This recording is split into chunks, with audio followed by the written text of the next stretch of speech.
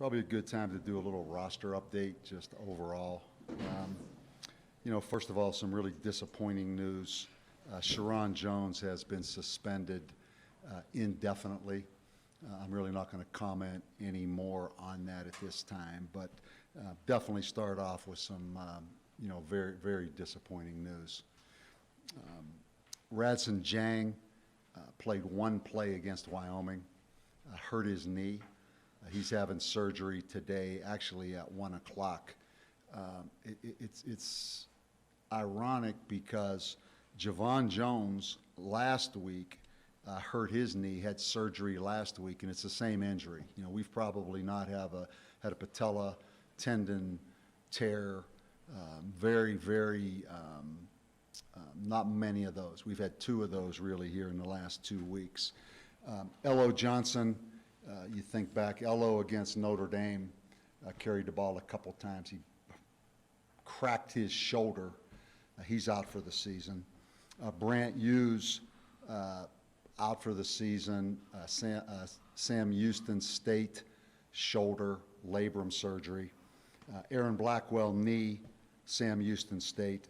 And then Andrew Erickson, a young receiver from here in town, had a knee in preseason. So that's the 6 guys that are out for the season right there.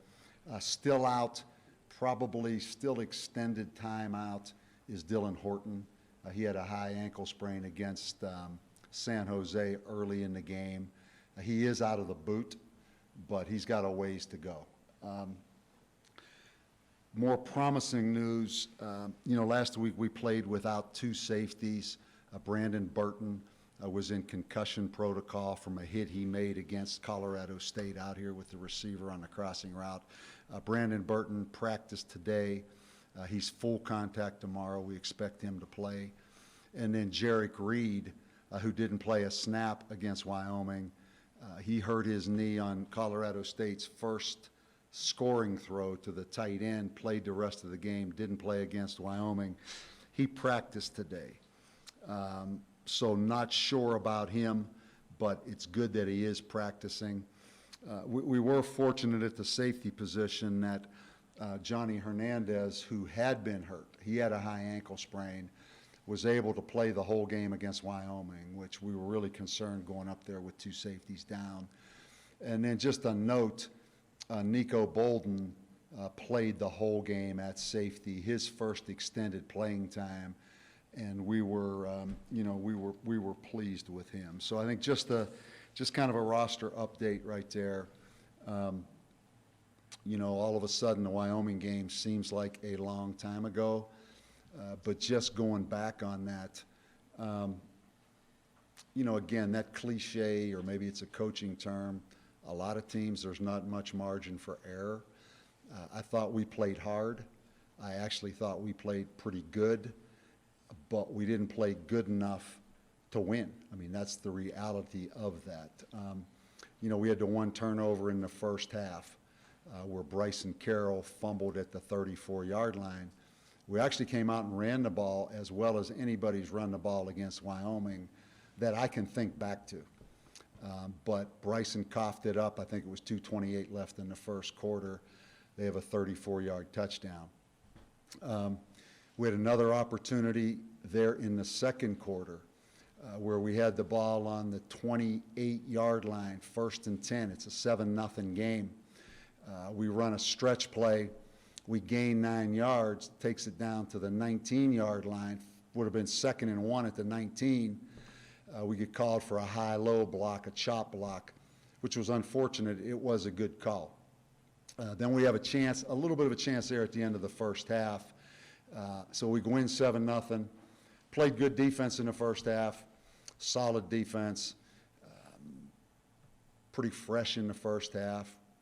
Come out in the second half, we know we have to throw it a little bit more because, as they always do, they're playing press man coverage. We've run the ball well enough where we can throw it because they have to honor the run. We made a couple throws in the second half. Jordan Kress makes a play, couple plays. He ends up with 5 catches. Bottom line, I mean, I could stand up here and keep talking. Played pretty good, but not good enough to win. And Defensively, hung in there, played good, had an opportunity for an interception, didn't make it, had an opportunity when we stripped the quarterback. Jacoby Hearn strips the quarterback, the ball comes out, it looks like Devin Sanders is going to recover. We didn't. Played good, but not enough oomph. Not enough oomph to make the big play on defense. Kind of who we are, what we are. Offensively, again, in that stretch of Liberty, San Jose, Colorado State, Wyoming, you're thinking that you can play relatively good enough defense to keep it in the ballpark, Probably a deviation a little bit from that this week, playing Hawaii. As you guys know, Hawaii is number 3 passing offense in the country. I really believe they have a first-round quarterback. He's really good. They're a run-and-shoot offense. They're going to score points. We need to score points. So, regardless of the Sharon Jones suspension, we knew Sunday that it would be Tavaka at quarterback, quite honestly. So this suspension doesn't affect the starting quarterback. Obviously, it affects now that we have 2 scholarship quarterbacks with Grant Hughes out with the shoulder. But back to Hawaii a little bit, they are committed to, they are invested in the run and shoot. It's been not fun to prepare to play them, but it's fun to watch just as a fan of football, how that run and shoot. I think back to 1989 through 1993 when I was at Texas A&M, and the University of Houston was full on in the run and shoot at that time, really a pioneer. Jack Pardee, some of you remember that name. Certainly the June Jones, Mouse Davis, John Jenkins influence. They were full on run and shoot. And from 89 to 92 or 93, they had back-to-back first-round quarterbacks, Andre Ware and then David Klingler. Both those guys first-round quarterbacks in the run and shoot, the full-on run and shoot. Andre Ware won the Heisman Trophy. David Klingler replaces him. He's a first-round draft choice. I saw him throw for 11 touchdowns in one game. Throw for 716 yards in one game, back in the heyday of the run and shoot. Hawaii's a little bit different, obviously, in that they're in the shotgun, they're back in the gun. It used to be up under center. A lot of times, just to put some context to this game, and I'm coming back to their quarterback, who I do think is going to be a very successful NFL quarterback, in my humble opinion. He reminds me a little bit of Mahomes, just in his style of play and his arm strength. A lot of those run and shoot quarterbacks, both Andre Ware and David Klingler were first-round draft picks, but they said they were system quarterbacks, didn't have great success in the NFL. Back then, they threw a lot more what we call jailbreak screens. They still have those. They don't throw as many. They did a lot more of the shovel pass. This kid can throw it, and he can get it out there quickly with a very strong arm. So, a big challenge for us. Obviously, our pass defense. I don't even want to look at the statistics. I know, without looking what those statistics are. Offensively, we've got to move the ball. We've got to score points. They've given up some points, with the exception of maybe their most impressive win is the 59-3 win in Reno on a cold kind of Saturday night where it was raining. That was an impressive win. With that said, they opened the season, they beat Arizona at home. They beat Oregon State at home. 2 wins right there. Arizona's 4-3, Oregon State's 3-4, both of them good Pac-12 teams. They go to Washington, they get beat, but they score points. They get a win over Central Arkansas at home, but then they go to Boise, and then they play Air Force at home. They've played a heck of a schedule, and I've got a lot of respect for what they do. They play hard. Nick Rolovich has done a good job there. So it's a game where on paper it looks like there's going to be some points in this game, obviously. So we have to accept the challenge as coaches, have a good plan, a plan that our players can execute, not try to do things that are crazy outside the box because we're playing kind of a different offense. That's not us, particularly with our experience right now. So with that said, who wants to start this? So what is the depth chart at quarterback right now?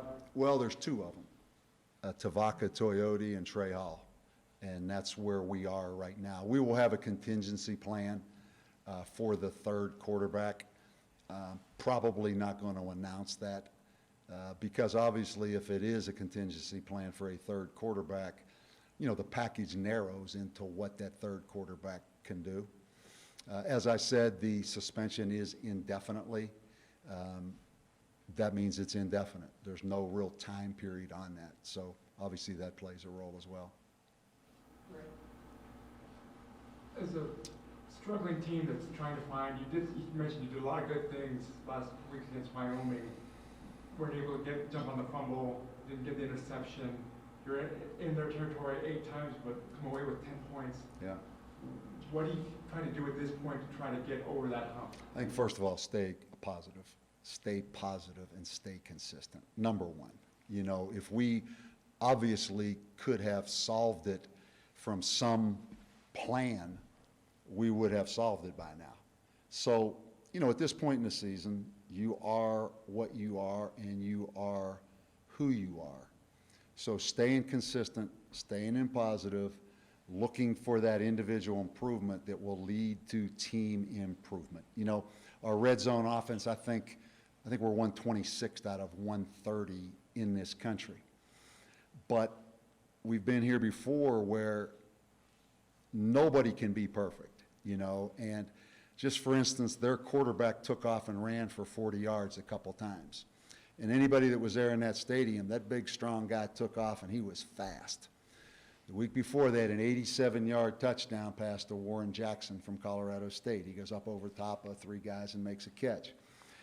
When you're in a situation where you don't get those explosives on either side of the ball, you're in a situation where you have to execute. And it's hard. It's hard to do that. But with that said, that's what we have to be and that's what we have to do. That's who we are. So again, there's not one thing. It's about being positive. It's about players not going backwards. It's about players going forward. And it starts with us as coaches. Coach, getting back to Sharon's his suspension, can you say whether it's academics or if it's something he violated team rules? No, I think I'm going to stay away from that. You know, I think, you know, if there becomes a time when information is more pertinent or appropriate, you know, I would speak further to it. I think Van right now, just staying with, it's a suspension, it's an indefinite suspension is as far as I'm going to go with it. Coach, I know you can't mention names, but are there any star-studded quarterbacks within your recruiting efforts right now? Well, there always are. The problem is getting them, as you know. That's the problem. I mean, studs. Well, yeah, absolutely. Absolutely, Henry. You know, not many in the local area. We need to branch out pretty far, which means there's people to contend with and compete with in the recruiting market on those guys from probably a closer proximity. You know, but absolutely. And you know, again, we are a different team when Tavaka's in there. We are a different team. We become more explosive. He has another opportunity here. He has another opportunity. So I don't know that we need to replace Tavaka. Tavaka needs to play as well and as consistent as Tavaka can play. I think we have a pretty good quarterback. I really do. And I think Trey Hall has a chance to be pretty good. With that said, we all know that that position obviously is the most important position. Coach, going back to the game this week, Huh? I was able to watch the Air Force a lot again on television a couple times. And I saw Air Force did some really good things on defense. Did you take anything away on their tape when you looked at Air Force? Yeah, they scored 50 on offense. No, Air Force played good, solid defense. Air Force plays good, solid defense, as they always do. But let's be honest, Air Force is about that triple option, and they did a tremendous job schematically against Hawaii with the true triple option. They instead of being a three-back triple option, they basically were a one-back triple option. And Hawaii played a lot of man coverage, and that happens to you, and Air Force schemed them up pretty good. But, you know, Air Force is a force in this Mountain Division now. They are a force in this Mountain Division, and they play like they always do. They're going to come out there and do what they do on offense, and they're going to play good, sound defense, and they're a good team. Air Force is a good team. Coach, you talked about how unique this is for Mo. When I was talking to him, he said, man, I feel like I'm playing against my own people. Yeah. And how unique it is and how he's been playing. Mo is a force. You know, Mo probably played, from a productivity standpoint, his best game against Wyoming. You know, they wanted to put the ball out on the perimeter a little bit on those jet sweeps. They wanted to run some play action off some things. You know, Mo made a couple big plays. It's ironic that you say that. I just left out of the defensive meeting coming over here, and we were watching practice this morning, and I commented again just how Mo looks and how sudden Mo is. And, you know, Mo lost probably 35 pounds from last year, and that's made a huge difference. And it probably is unique. You know, you can ask him a little bit more about that. We've got several guys of Polynesian heritage on our team. So I'm sure it is unique. I'm sure it's unique, so I'll let him put his spin on that. Coach, I'm just curious, right at the end of the first half against Wyoming, there was a play, you guys got pushed back a little bit at a field goal range. It would have been a really long one, but I was curious what the thought process was there, and how much you considered going for a field goal. Good question. Good question. Absolutely considered it.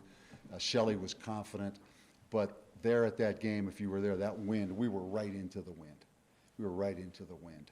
And quite honestly, if you remember that series, we dodged a bullet when Sharon threw the slant into coverage, where the kid runs it back, and we almost go in down 10 or down 14. So the only conversation was, particularly with their length and us kicking into the wind, we don't want to get this blocked. We do not want to get this thing blocked. You know, and the factor of that wind was a factor in that decision. But, you know, good question. Absolutely, we thought about and talked about kicking the field goal there. Steve? Bob, when did you decide to suspend Sharon? I don't think I'm going to comment anymore, Steve, on those details. Was he cool coming out of the game?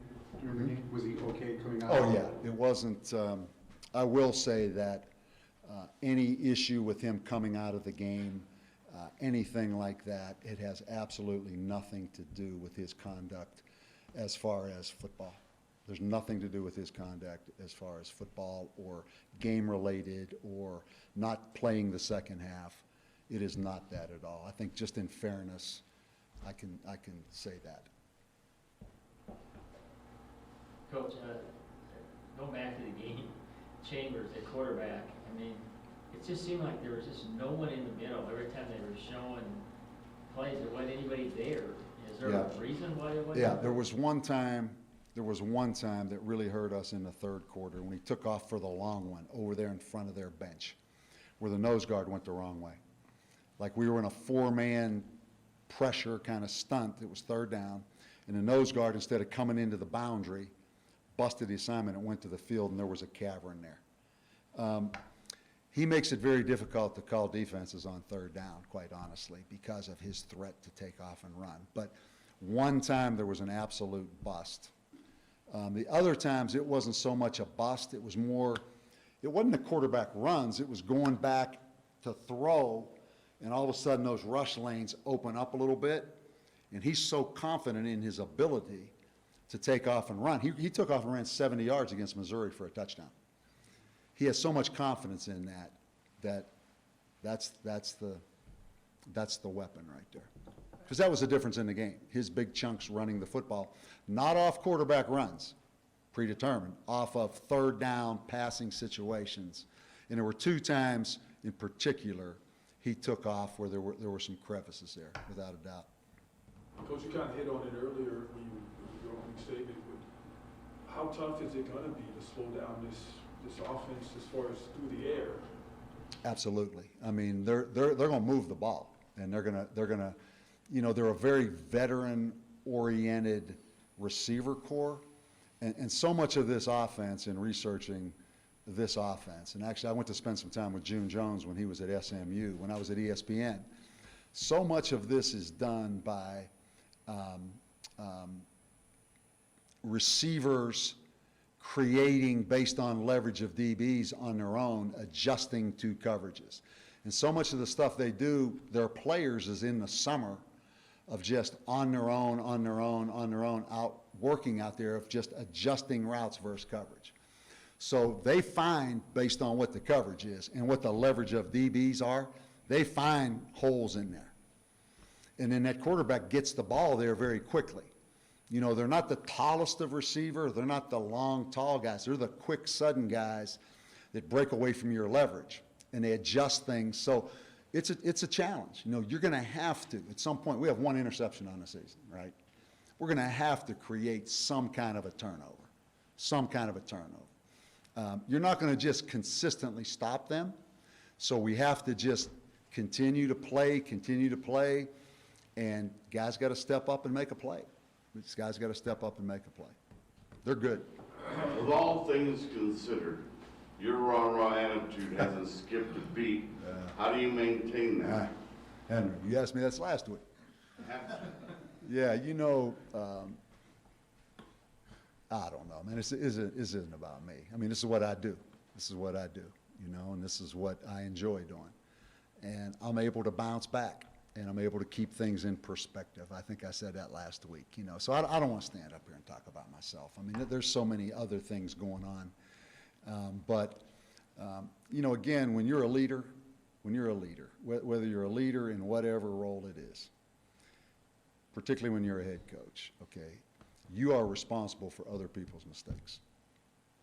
Back to Sharon Jones, and I made that announcement, okay? That's what comes with the territory. You are responsible, when you are a leader, for other people's mistakes. And that's what you sign up for, and that's what this has been a career of, and I've done it a long time. So consistency throughout it is the key to this. You know, don't get too high, don't get too low. Don't be that Dow Jones, man. Don't be that stock market where you feel so good about this, and all of a sudden, boom, right? But you talked about Air Force scoring a bunch of points. Yeah. But they also kept the ball away from them. Might that dictate the way you guys call it? You know, I think Air Force had so many explosives in that game because of just schematic things that, again, there were a lot of schematic things that they exposed in that game, quite honestly. You're not going to get, when you go look at them against the Boise States and even the Arizonas and the Oregon States, you're not going to get those type of explosives just running the ball over and over in more of a conventional type offense. That was unique to Air Force in that game. So I think balance, and play the game to score points a little bit more, quite honestly. That sounds crazy to say that now. Don't come back and get me. But play the game to score more points, knowing you're going into a stretch here where it's Hawaii, Boise, Air Force, Utah State, not to mention Nevada, right? We're through the Liberty, San Jose, Colorado State, Wyoming, where you say, okay, now we can hang in there and we can this. I think it flips a little bit as we go into this home stretch against these really, really, really explosive offenses. Coach, when you won 9 games 3 or 4 years ago, you averaged over 30-some points a game. And we haven't been able to do that because I'm convinced if we get over 30-some points, we can win some of these games if we can somehow get our, the offense rolling. Well, you've been looking at our defensive stats. Yeah. It's a no-brainer, man. We have to score well over 30 to win, which isn't different. That's not uncommon. It's not uncommon. You know, you have the Wyoming and you have the San Diego State that are that. And now the rest of it is score points to win, score points to win, score points to win. Coach, what about Hart? He got hit so hard by Alex Hart? Yeah. Yeah. Is he all right? He is. You know, it stunned him. He hurt his wrist a little bit because, as you said, it was kind of an unexpected collision. And then he got dinged just a little bit, but it wasn't a concussion. They evaluated on him on the sideline, and he was able to come back in. But you're exactly right. That was a different kind of collision that you're not expecting, and that's where the worst ones come from. Coach, going back to the beginning of the season when we talked before Sam Houston, just to now, what's something that's gone the way you expected it would? You mean well? Just in general, yeah, well. You know, I think this is small, but like just our field goal block and the identity we've built on that. If you noticed, we blocked 3, I think, against San Jose, even though 1 was called back because they flinched. Then Colorado State, who had a really good kicker, jumped up there and tried to quick snap us, so we weren't ready. And then Wyoming hooked a field goal and hooked an extra point because we have really good and consistent effort on field goal, extra point block. Our punt game has been really good as far as field position. I mean, Tyson Dyer has been unbelievable on just pooch punt situations, as good as there is in the country. Those 2 things, quite honestly, jump out to me. Then the next thing, and this isn't self-serving, you asked me the question, is just the attitude of the coaches and the players, of just being able to say, back to kind of Henry's thing, of just every day coming in there and manning up and being accountable and being coachable. Across the board, that's been an absolute pleasure because, hey man, it's hard. It's hard for everybody, right? To lose 4 straight, to all that. But just the ability to narrow the focus and just come in there and work your butt off every day and stay positive and stay professional. You know, be a pro, be a pro, be a pro. Good. All right, man.